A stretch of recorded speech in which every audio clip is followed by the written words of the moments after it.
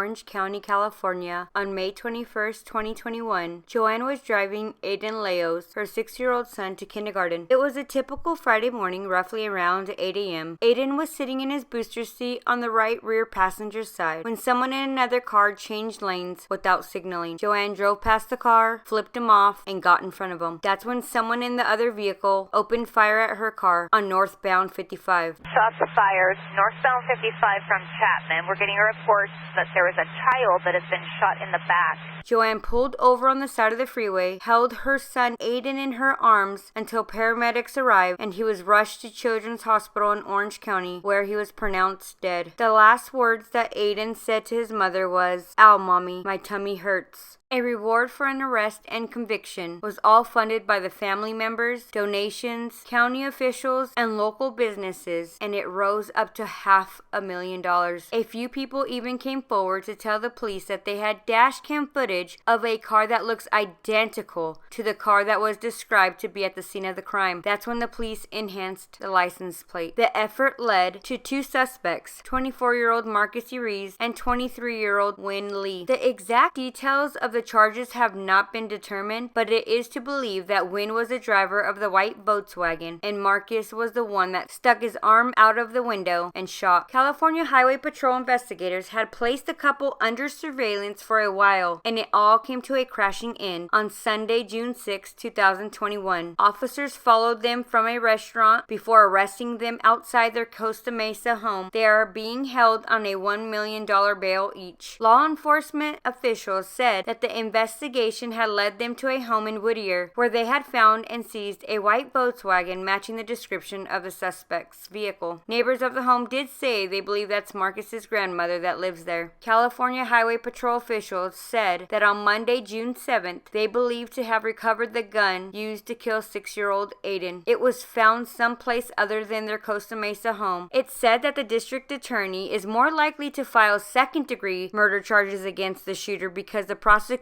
needs to be able to demonstrate to the jury that the shooter acted deliberately with disregard for human life. But he did say it will be difficult to prove beyond a reasonable doubt that the shooter committed first-degree murder because it had not appeared to have been a premeditated act. The driver will probably be charged with being an accessory to the crimes for which the shooter is charged with. What do you guys think? Do you guys think that he should be charged with second-degree murder? Now, there are some people though saying that some of the responsibility should land on the mother due to her flipping the guy off. For me personally, I don't agree with that. No one in their right mind can expect to be shot at over flipping someone off. That's not a normal response whatsoever. Road rage should never end up shooting at anybody, stabbing anyone, killing anyone. It should never lead up to that, regardless of the situation. Now, this is another case of an incident of road rage that should not have happened. On March 7, 2021, on Oahu, Hawaii, officers responded to a vehicle in the middle of the H1 freeway eastbound near Kinks interchange at about 3 a.m. When officers arrived, they observed Gerald Waialae, who's 50 years old, unresponsive in the driver's seat. He sustained traumatic injuries. He was stabbed in the temple, in the chest, and in his stomach. He was taken to a nearby hospital